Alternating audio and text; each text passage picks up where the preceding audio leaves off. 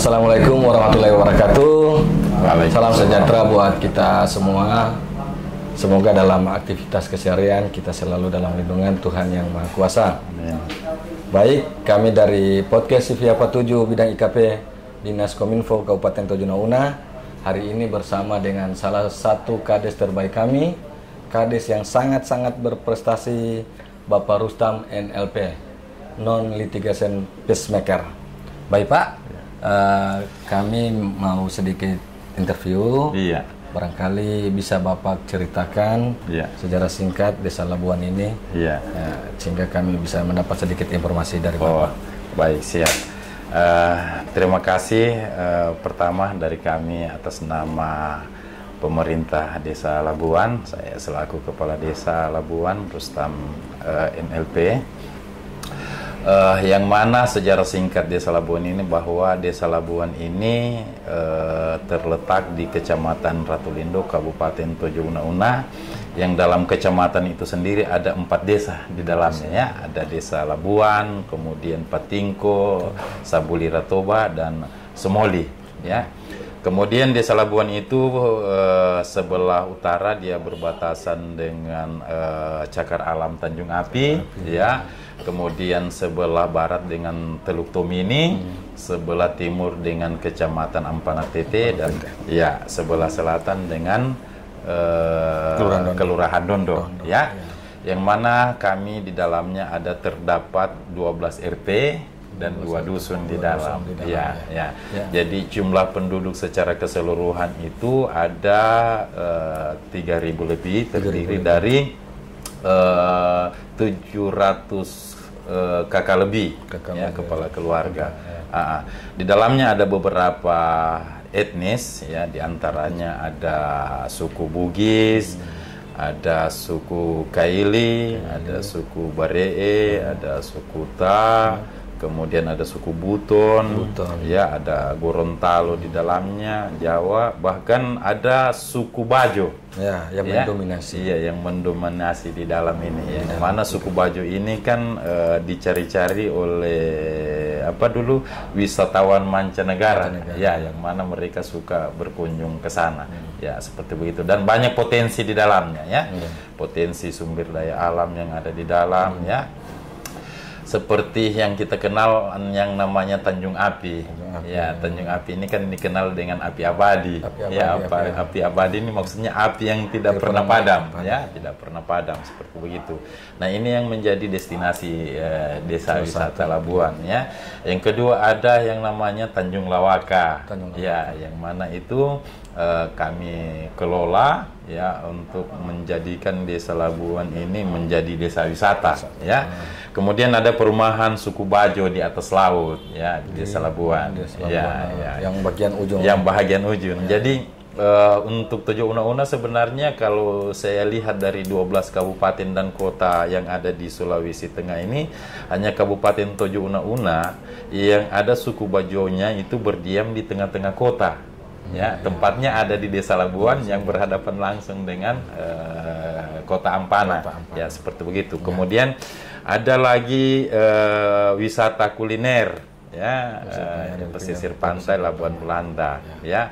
Terus kami juga punya sumber mata air dekat pantai ya. Ya, yang itu airnya tawar. Dekat pantai tapi tawar. Iya, yang tawar. Yang mana itu disebutkan oleh para pendatang yang dari luar Desa Labuan itu adalah sumber mata air jodoh.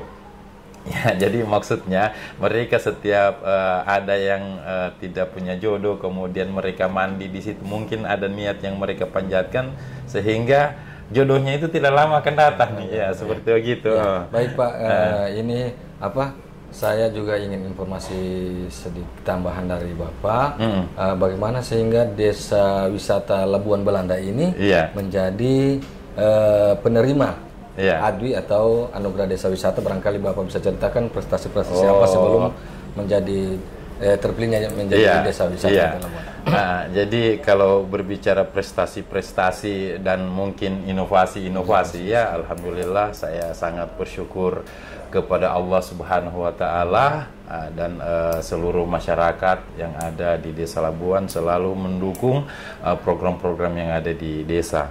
Ya, yang mana kemarin saya mulai dari tahun 2022 ya. Ada 2 desa yang di Kabupaten Tojo Una-Una itu masuk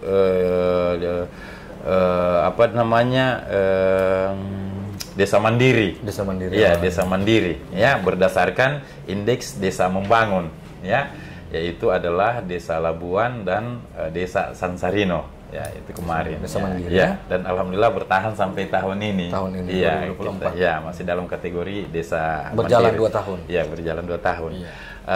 Kemudian yang selanjutnya saya mengikuti Paralegal Justice Award kemarin, yang mana ini saya sebagai juru damai yang ada di dalam desa. Bagaimana setiap ada persoalan masyarakat itu saya bisa memediasi itu ya, sebagai mediator, sebagai penghubung ya, dengan sering mensosialisasikan, mengedukasikan terhadap masyarakat bagaimana bahwa kita itu harus taat dan sadar hukum.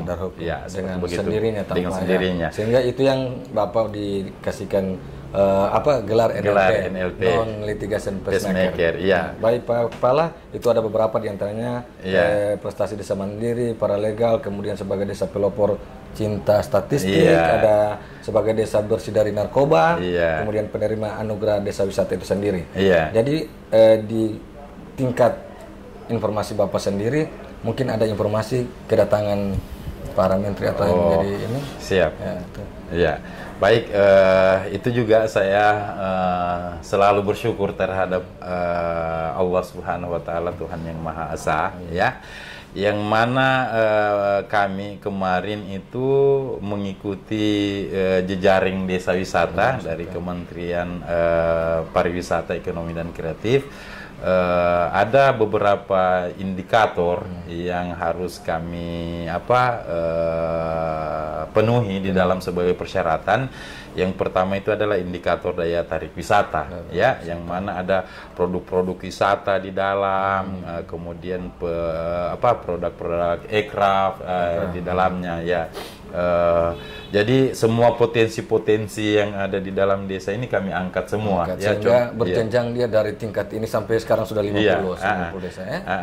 Jadi di situ di produk wisata itu yang kami angkat itu adalah itu Tanjung Api tadi, kemudian wisata kuliner, ya, kemudian Tanjung Lawaka, Suku Bajo, ya, perumahan Suku Bajo yang ada di desa Labuan, sumber mata air, apapun kelebihan-kelebihan desa itu Bapak, sehingga menjadi 50 desa salah satu desa yang terpilih di Provinsi Sulawesi Tengah. Termasuk di situ di dalamnya kita punya cagar alam Tanjung Api, yang mana di dalamnya ada beberapa hewan endemik di dalamnya, seperti anoa, burung alo, babi rusa. Termasuk kemarin saya dengan Balai Konservasi Sumber Daya Alam Sulawesi Tengah menyampaikan bahwa di sana masih ada namanya maleo, burung maleo. Iya, seperti begitu. Kemudian dari indikator itu kemarin ada 5 ya. Tadi pertama indikator daya tarik wisata, terus kriteria penilaian amenitas, itu ada homestay-nya, ada toiletnya, kemudian ada fasilitas pendukung lainnya. Terus yang ketiga ada kriteria penilaian digital, ya. Digital ini ya mampu kita bisa mempromosikan desanya kita itu ya. Bagaimana supaya masyarakat luar sampai ke tingkat masyarakat mancanegara itu bisa tahu bahwa di sini ada titik-titik wisata. Ya. Jadi Pak, itu Bapak lakukan dalam rangka bukan menjual tapi mempromosikan desa sendiri. Bagaimana dengan kesiapan masyarakat itu? Kesiapan masyarakat yang ada di desa. Ya, alhamdulillah masyarakat Desa Labuan selama ini mendukung. Ya, bagaimana kami bisa bersama-sama untuk mensukseskan kegiatan ini, karena pada intinya kita masuk dalam nominasi 50 besar desa wisata ini, bahwa akan ada kunjungan kembali penilaian dari Kementerian Parekraf, dan itu besar kemungkinan bahwa akan dihadiri oleh Menteri Pariwisata nanti, Pak Sandiaga. Dan tidak dan tidak tahu kapan jadwalnya. Tapi masyarakat harus tetap siap yang tadi itu. Jadi support dengan adanya sampai di tingkat 50 desa ini, tingkatan pendidikan 50, bagaimana dukungan dari provinsi ke desa Bapak sendiri? Iya. Alhamdulillah kalau dukungan dari provinsi ini sudah kita bisa rasakan, ya. Kenapa itu harus ada juga?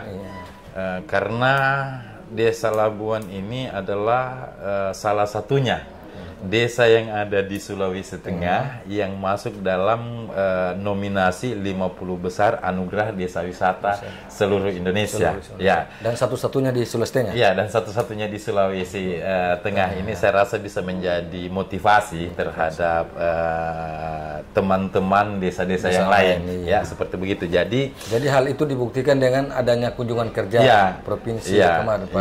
Jadi kemarin di sini festival dari Dinas Pariwisata Provinsi membuat kegiatan festival seafood, ya, dan ada beberapa demo kebersihan, demo memasak, ya, dan langsung dikunjungi oleh gubernur langsung. Itu diadakan di daerah tempat kuliner sama. Tempat kuliner, iya, seperti begitu. Jadi untuk pemerintah daerah sendiri bagaimana dukungannya? Ya, kalau bercerita tentang pemerintah Kabupaten Tojo Una ini sangat luar biasa, ya, karena dengan adanya Pak Bupati juga yang sering mendorong kami, memotivasi kami lewat Dinas Pariwisata dan Kebudayaan Kabupaten Tojo Una. Sehingga masyarakat lebih berkomitmen dan untuk menjelaskan ini. Jadi awalnya kami memasuki ini memang ada kerjasama dengan Dinas Pariwisata Kabupaten Tojo Una, ya, seperti begitu. Jadi sudah ada dukungan dari provinsi dan Pemda sendiri, pemerintah daerah. Apa harapan Bapak dengan penerimaan atau yang sudah terjadi sekarang ini, apa harapan besar Bapak? Iya, harapan-harapan saya ya tentunya pertama saya kepada seluruh masyarakat Desa Labuan dulu, ya, untuk sama-sama kita saling mendukung, ya, baik itu program-program dari kami pemerintah desa, apalagi ini akan ada tim penilaian dari Kementerian Pariwisata dan itu besar kemungkinan akan hadir Pak Menteri nanti, ya, untuk bersama kami. Tentunya saya mengharapkan kepada seluruh masyarakat Desa Labuan untuk selalu dan tidak bosan-bosan membersihkan lingkungan masing-masing, ya. Kemudian mungkin masih ada pagar-pagarnya yang belum diperbaiki atau mungkin belum ada yang dicek, lahan-lahan tidur yang belum dimaksimalkan, ya, seperti begitu. Dan mungkin sedikit ada hewan-hewan ternak yang masih berkeliaran, tapi alhamdulillah itu sekarang sudah berkurang. Ya, saya cuma memperingati. Kemudian juga harapan-harapan selanjutnya dari pemerintah daerah, ya, pemerintah provinsi, tentunya dari fasilitas sarana prasarana yang ada di desa wisata Labuan Belanda itu sendiri belum terlalu memadai sekali, ya. Kenapa belum terlalu memadai sekali? Karena kita beberapa tahun kemarin diperhadapkan dengan pandemik COVID-19, sehingga terjadi refocusing anggaran. Anggaran itu tertuju terhadap penanganan COVID-19. Ya, istilahnya kalau seperti sekarang kita ini baru sembuh dari penyakit, ya, jadi bangun. Nah, itu tidak mematahkan semangat kita semua yang ada dalam desa. Ya, kita antara masyarakat dan pemerintah itu terus berperan dan berinovasi untuk membuat gagasan-gagasan, ya. Salah satu itu tadi ada angkringan yang sudah jadi di sana, yang mana angkringan itu, Pak, itu banyak memberikan dampak positif terhadap masyarakat. Perekonomian masyarakat. Di sana ada kurang lebih 60 kakak, ya, yang menjual setiap malamnya di sana. Dan pendapatannya alhamdulillah mereka itu sangat menunjang sekali, dari 200.000 bahkan bisa sampai 1 juta per satu malamnya. Ya, seperti begitu. Ada yang menarik dari saya tadi, ada beberapa penjelasan, diantaranya ada destinasi Tanjung Api yang ada hewan ikonik atau apa, beberapa tempat lainnya. Cuma ini Desa Labuan ini sering bilang Desa Labuan Belanda. Itu yang lebih menarik untuk saya minta sedikit gambaran kenapa ini Desa Labuan selalu dikaitkan dengan Desa Labuan Belanda. Dari mana Belandanya, Pak? Jadi Desa Labuan ini memang ada sejak zaman dahulu kala ya, sejak zaman penjajahan itu sudah ada, dan memang di sini itu dulu ada tempatnya orang Belanda. Ya, berdomisili di Labuan. Jadi dulu ada kapal perangnya mereka, ya. Kemudian ada kapal tangkinya mereka, kapal sabutnya mereka, ya. Jadi pada saat itu kan Labuan ini masih kurang orang yang ada di Desa Labuan sini, ya. Tapi kami punya pelabuhan. Sudah ada pelabuhan. Ya, ada pelabuhan yang aman dari gelombang besar. Ya, yang mana itu dipakai oleh Belanda pada saat itu menjajah Indonesia, karena ada armadanya mereka, itu armada perangnya mereka. Tempat aman untuk kapal-kapal mereka. Ya, makanya lewat itu Labuan ini dikatakan Labuan Belanda. Dan sampai sekarang ini yang pelabuhan aman dari segala perubahan cuaca. Semua berteduh di sini bila ada gelombang atau musim-musim. Jadi salah satu perubahan yang masih juga dipakai sekarang ini, bagaimana ini menjadi penghubung antara masyarakat kepulauan dan Kabupaten Tojo Una-Una, darat dan laut. Ya, darat dan laut, ya, seperti begitu. Jadi tambatan perahu teraman di saat ada musim-musim berombak. Ya, seperti musim barat. Ya, di situ paling aman sekali. Ya. Kemudian saya tambahkan juga sedikit lagi bahwa kami punya agenda tahunan di sini. Ya, agenda tahunan ini yaitu digagas oleh anak-anak Pokdarwis, kelompok sadar wisata Desa Labuan. Pokdarwis yang diketuai oleh anak-anak sadar wisata Labuan. Kelompok sadar wisata Labuan. Desa Labuan, yang mana diketuai oleh Pak Lubis. Ya, beliau sebagai ketuanya, ya. Yang mana itu menjadi agenda tahunannya kami di Desa Labuan, yaitu Festival Tanjung Lawaka. Itu setiap tahunnya. Festival Tanjung Lawaka yang kami buat di angkringan pesisir pantai sana. Ya, seperti begitu, Pak. Demikian hasil wawancara kami bersama Kades Labuan Kabupaten Tojo Una. Podcast CV 47 asik didengar, mudah diingat, jelas suaranya Lea.